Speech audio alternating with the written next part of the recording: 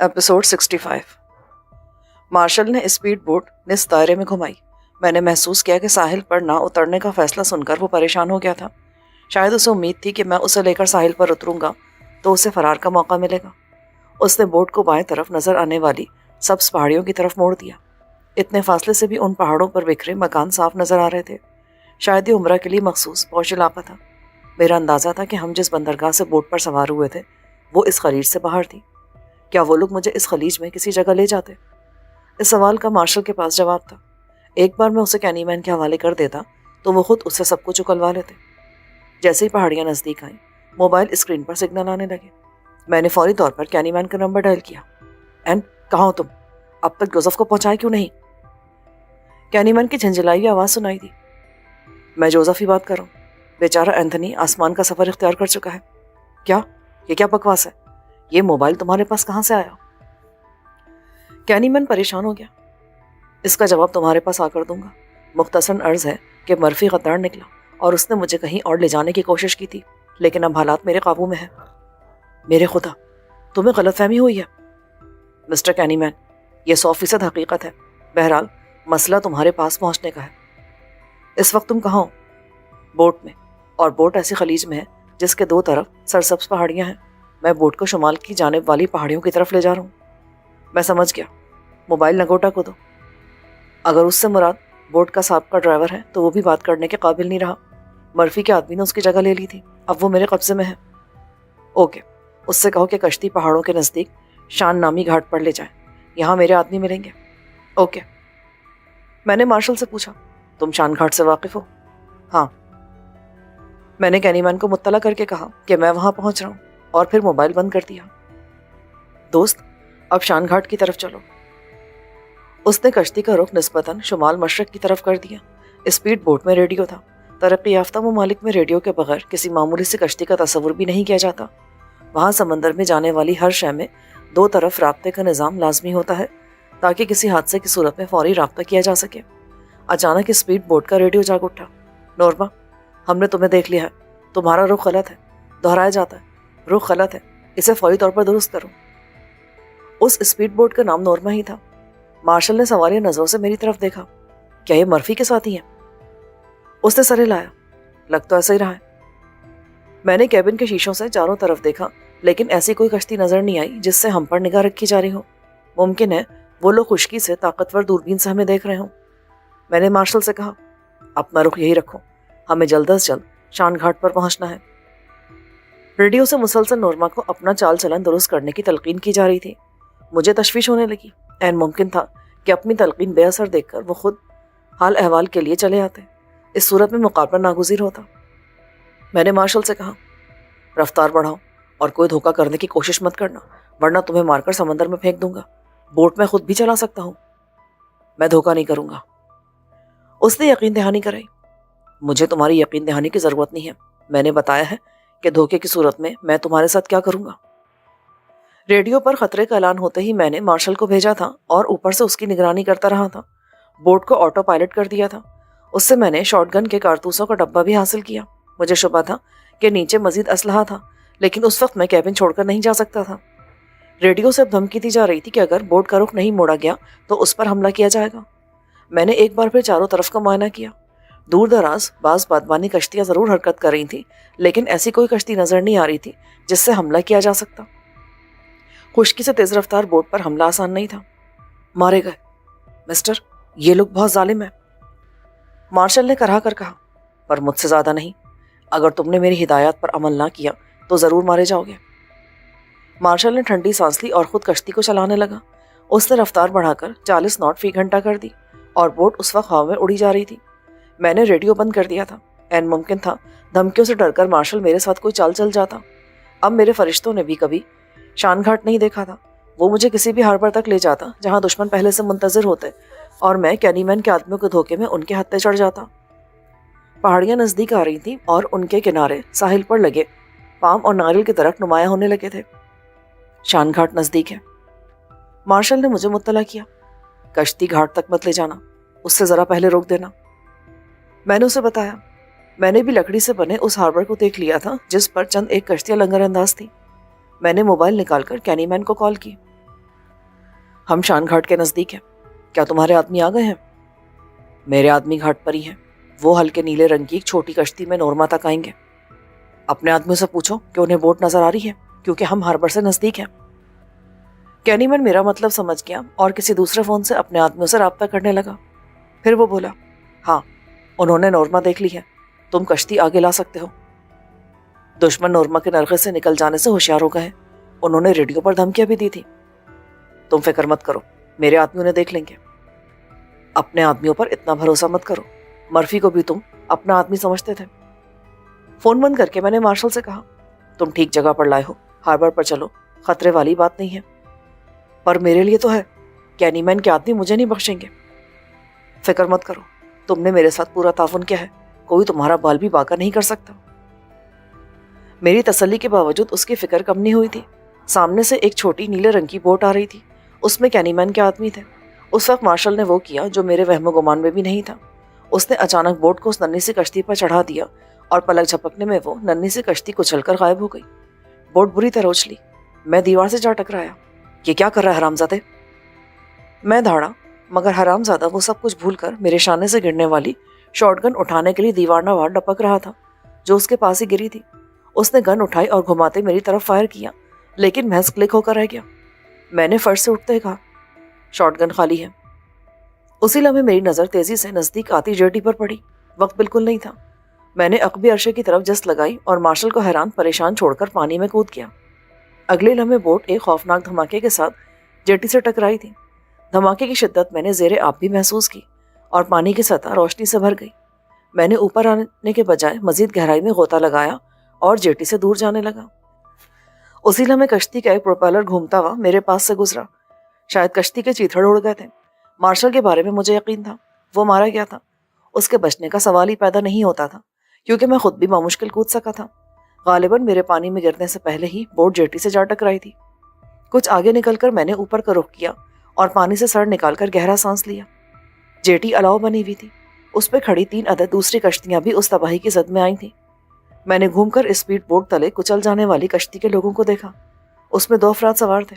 وہ کہیں نظر نہیں آ رہے تھے, البتہ کشتی کے چند ٹکڑے ضرور سطح آب پر تیرتے نظر آئے.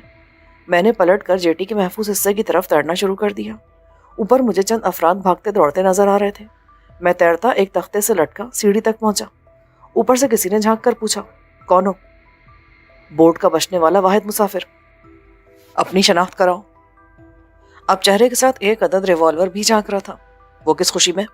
پہلے مجھے اوپر آنے دو. میں بدستور اوپر چڑھتا رہا. مجبوراً وہ پیچھے ہٹ گیا, لیکن اس کا موڈ آف ہو گیا. اپنا نام بتاؤ. جوزف. اگر تمہیں کینی مین نے بھیجا ہے تو میرے ساتھ آؤ.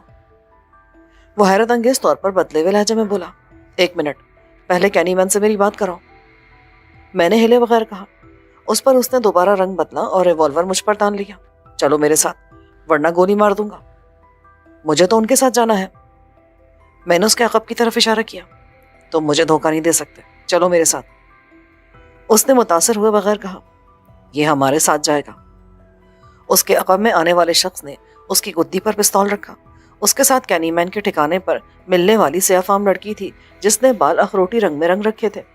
ریوالور والا نروس ہو گیا, اس لیے جب میں نے اس سے ریوالور چھینا تو اس نے مزاحمت نہیں کی. میں نے لڑکی سے پوچھا, تمہارے دشمن زیادہ ہی تیز رفتار نہیں ہیں, تم سے پہلے سے موجود تھے. یہ اتفاق ہے, وہ بولی. اس کا ساتھی ریوالور والے کو لے کر ایک طرف چلا گیا. اس نے مجھ پر قطعی توجہ نہیں دی. لڑکی نے میرا ہاتھ تھاما. چلو میرے ساتھ. کینی مین کے پاس؟ نہیں, تمہیں کسی اور جگہ رکھا جائے گا. اس صورت میں پہلے کینی مین سے بات کرنا پسند کروں گا.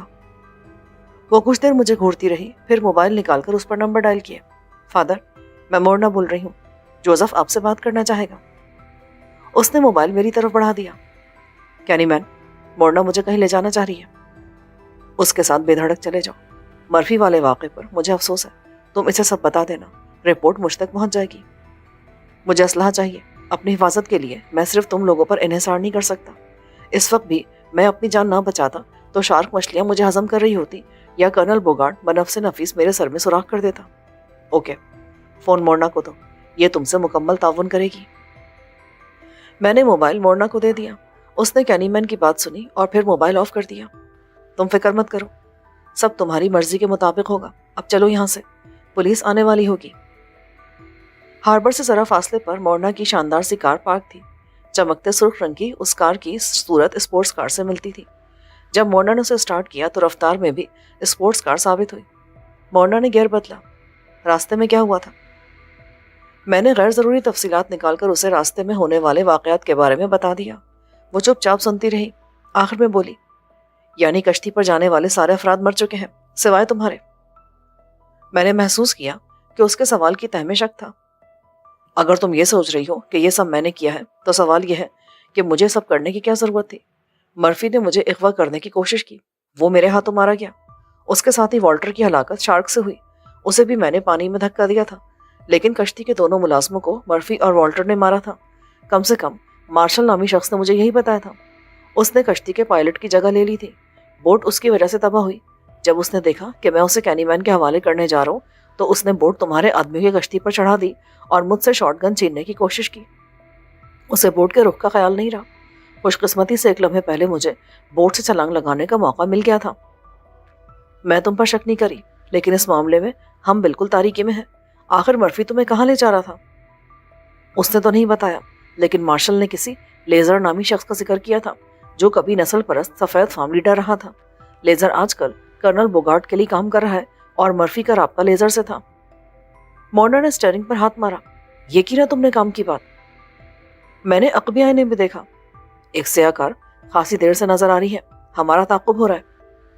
فکر مت کرو, میں نے اسے دیکھ لیا ہے. اس سے چھٹکارا مشکل نہیں ہے. تو حاصل کرو نا چھٹکارا. جب وہ گولیوں کی بوچھاڑ کر کے نکل جائیں گے تب تمہیں خیال آئے گا. سیٹ بیلٹ باندھ لو. مورنا نے رفتار بڑھاتے ہوئے کہا اور اچانک کار ایک ذیلی سڑک پر موڑ دی جس کے دونوں طرف عالی شان مکانات تھے. ان کے گرد وسیع رقبہ تاروں سے گھرا ہوا تھا.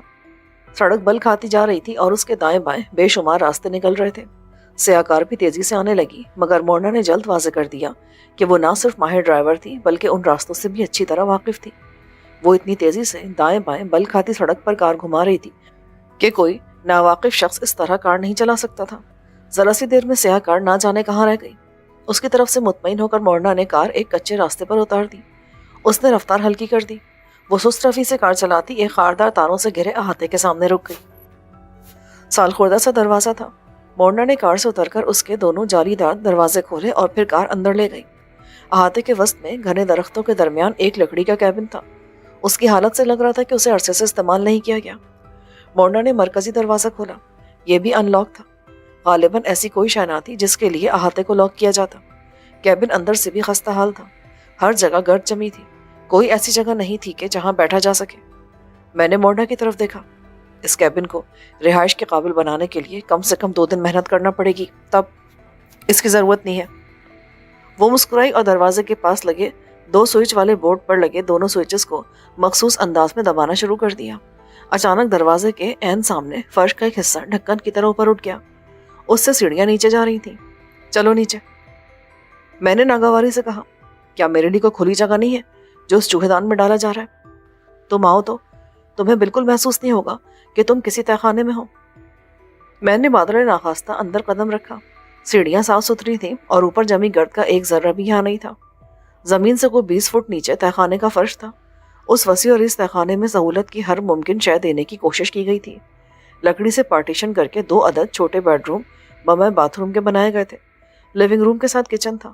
لیونگ روم میں ایک بڑے سائز کا ٹی وی اور اس سے منسلک آڈیو ویڈیو کے آلات تھے. ایک طرف دیوار گیر الماری تھی.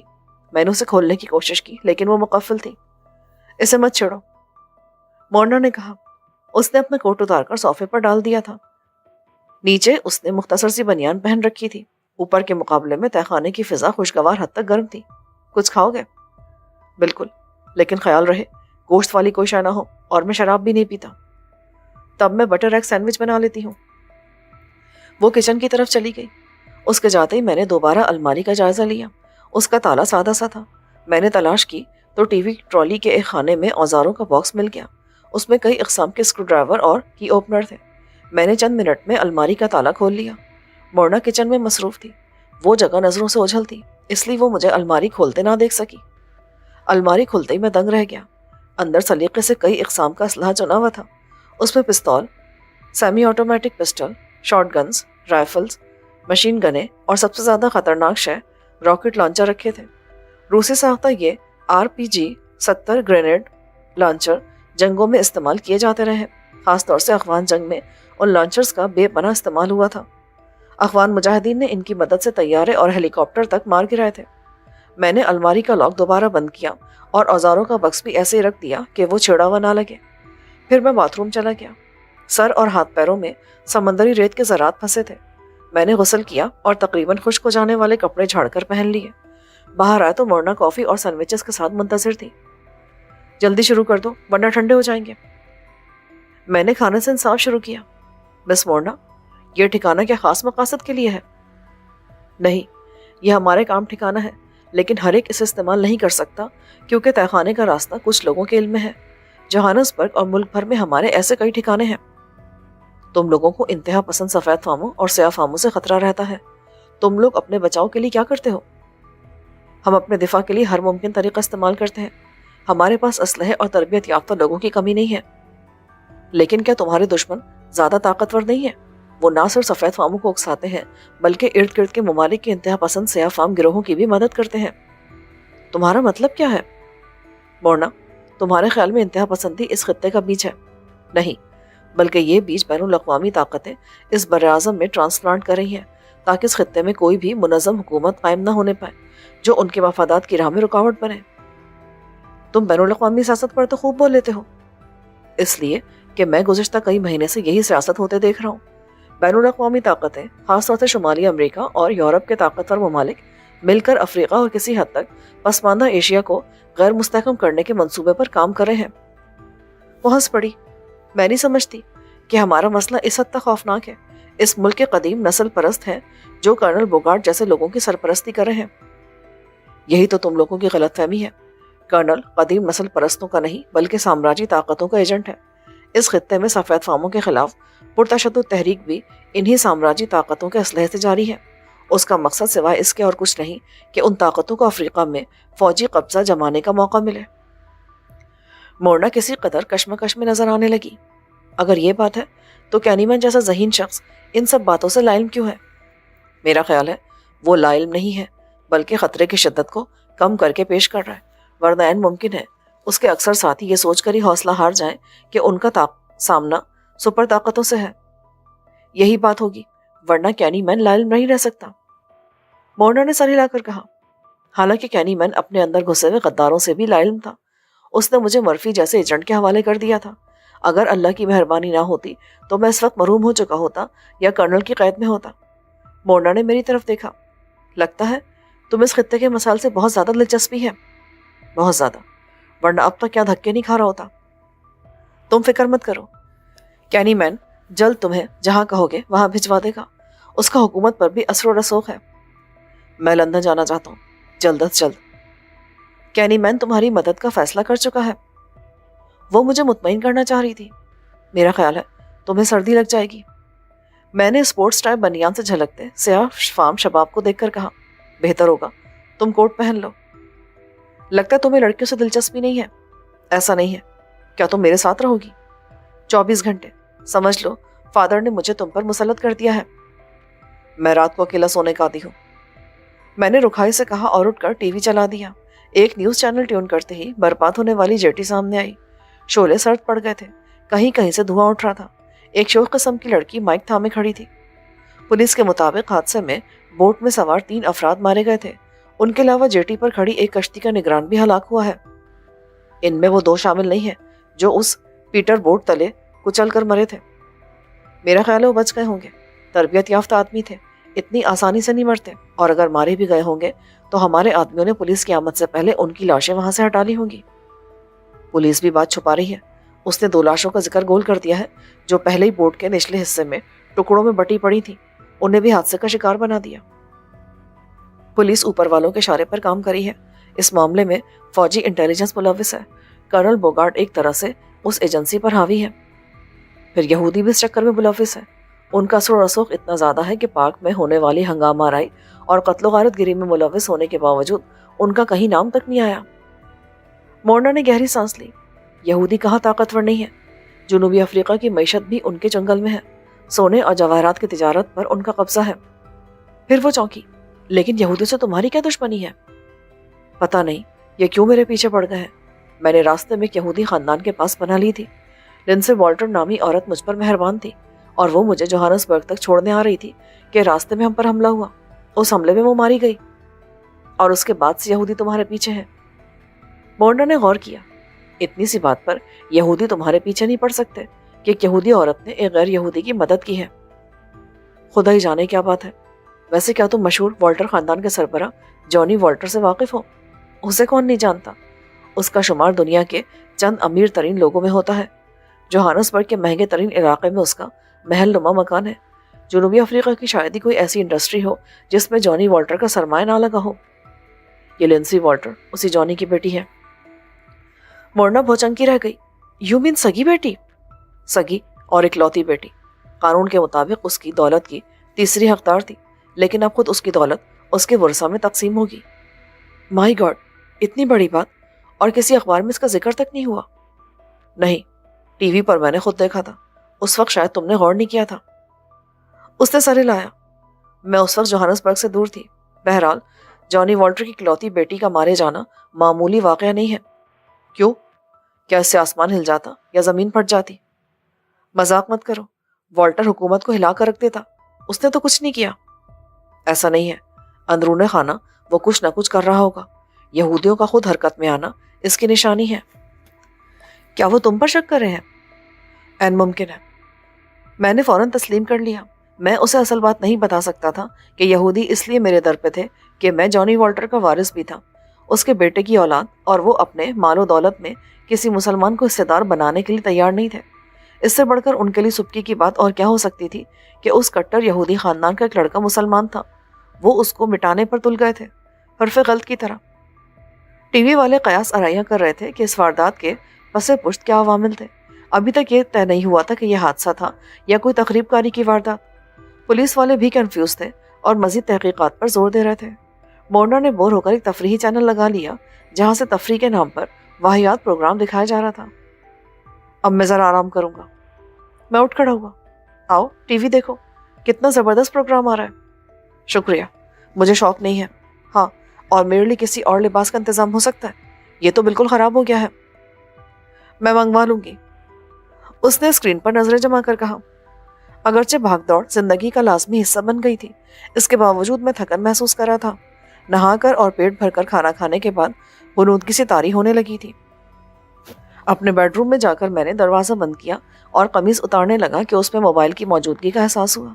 پستول سمندر میں گر گیا تھا جب میں نے بوٹ کے تصادم سے پہلے سمندر میں چھلانگ لگائی تھی، لیکن یہ موبائل جیب میں رہ گیا تھا۔ میرا خیال تھا کہ پانی میں جانے کے بعد وہ بیکار ہو گیا ہوگا، لیکن جب اس کا کھلنے والا حصہ ہٹایا تو اندر روشنی جل اٹھی۔